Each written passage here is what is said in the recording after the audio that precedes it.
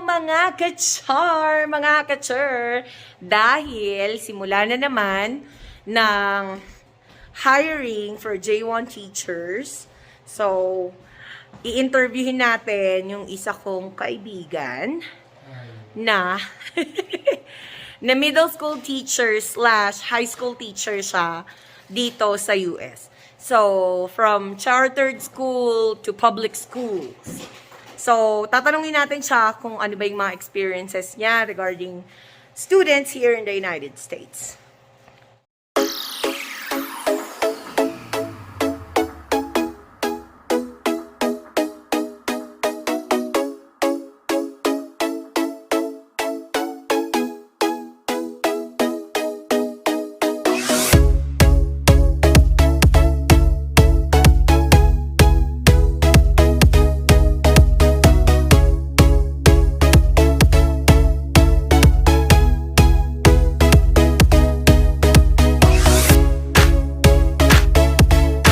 Game na.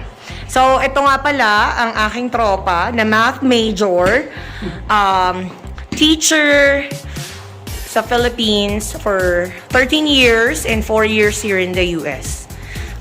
So, Bes. Yes. Game. So, anong masashare mo sa mga teachers na pupunta dito sa US? Kasi hiring na naman. First, dapat buo yung loob niyo. Yes. Because teaching here in US is totally different. It's a total, it's a 360-degree revolution compared to the way we actually teach in the Philippines, specifically with regards to students' behavior. Mm-hmm. So, classroom management is the #1 skill that you need to consider. Kailangan ready ka sa lahat ng mangyayari sa'yo everyday. Yes. So, kasi ikaw, you're a middle school teacher, tama? Yeah. Yes. Tapos, a middle school teacher for 2 years. yeah, I was in middle school for 2 years to my first school. Oo.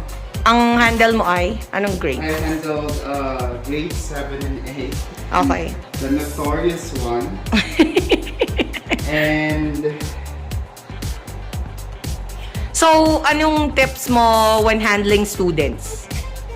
tips on handling students, well, basically, same lang din naman ginagawa ko sa Pilipinas. So, naging firm lang ako.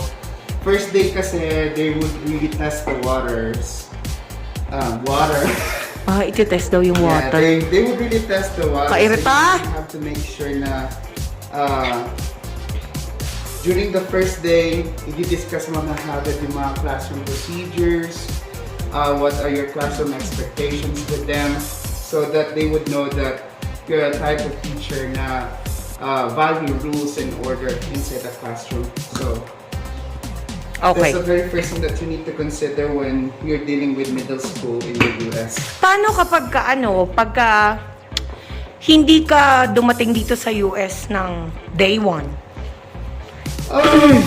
If you didn't actually come here in the US for day 1, na-miss na hire kayo ng late, then Ano investing? it's gonna be hard at first, but basically, like I said, your first day here in the US, when you come inside the classroom, you really need to be firm enough with your rules. Kailangan mong discussan pa rin sila ng rules mo. Okay. Kasi the other rules coming from the other teacher who just left probably must be different from your rules. So they should know that one. So that whenever a student actually confront you, it's like, you never said this to us before. So how come that you're saying to us now? So you really need to let them know. Be informed.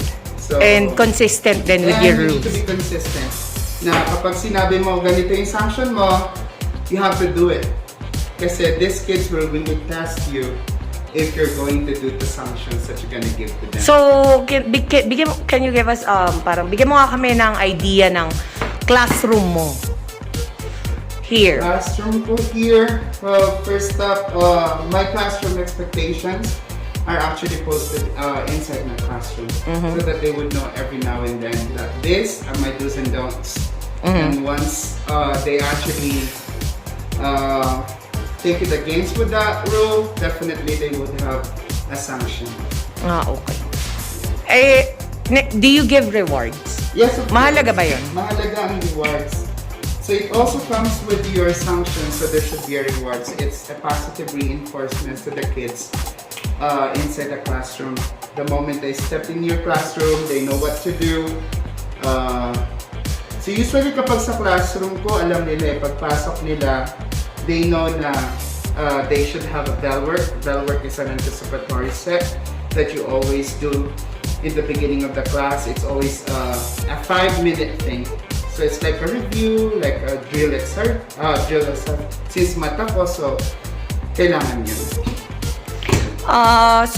Paano naman kapag meron kang student na merong IEP? That's another one. Well, bago pa naman pumunta ka dito, syempre, i-orient ka about the IEP. So, ang IEP kasi is being given to those students who are having problems or disabilities, specifically sa subjects like math or reading. So, meron sila mga disabilities. So, you should know ano yung Kung sino sila. Kung sino sila, number one. In a class, dapat identified mo kung sino yung mga estudyanteng may IEP so that you would know how to give the modifications, how to give the accommodations that you should give. Kasi once na hindi mo nabigay yun, it's by laws. So basically, pwede kang mapatawan ng... Ano yung pinakamatinding experience mo na na-stress ka talaga sa bata dito sa US? Pinakamatindi, when somebody actually used a phone. Yeah, I saw her using a phone. I think that was the most, but So bakit niya ginamit yung phone? Paano mo ginamit yung phone? Saan niya ginamit yung phone? sa classroom. So, While nagdi-discuss ka? Hindi. Pagpasok pa lang. Pagpasok ng classroom, nakita ko siya na ginamit niya yung phone. So ngayon, what I did is, pinalabas ko siya muna outside. So you have to do it discreetly, number one. If you're trying to actually call for the attention of the students, you have to do it discreetly, not in front of other students. So, kinausap ko siya sa labas. I told her na you have to give me your phone because I saw you using your phone. So, and she refused to give it to me and she refused to say that she used it. Oh, so parang sinungaling ka pa. Sinabi niya na parang sinungaling ako. So, nangyari is kinausap ko yung class. Kinausap ko yung class without her there. Nandun lang siya sa may labas. And kinausap ko yung class na kung sino yung nakakita, aside from me, na nakakita na May cellphone siya. Someone na gumagamit. Hindi pa rin, Okay. hindi mo pwedeng sabihin na siya. So, somebody actually using the phone. And luckily, there was 2 kids who actually So, saw that somebody is using her phone and they said it was her. So, ayun. So, but still, that kid, she's a girl. She's a girl. Ang nangyari is, hindi niya pa rin inamin, so I have to call the security. And I prepare a written report and give it to the student discipline officer. okay. So, ayan, may mga certain procedures kasi na kailangan yung alamin bago niyo siya dalhin sa officer, sa pataas-taasan. So, you have to do your part as a teacher. Hindi pwedeng, sige, dalhin niyo yan dun sa student discipline office para bigyan ng karampatang parusa. Hindi siya pwedeng ganun. So, here in US, There are some certain procedures. Kahit siguro naman sa Pilipinas, ginagawa natin yan, di ba? So, may mga SOP tayo bilang mga teachers na dapat natin gawin before we actually give it to the next level.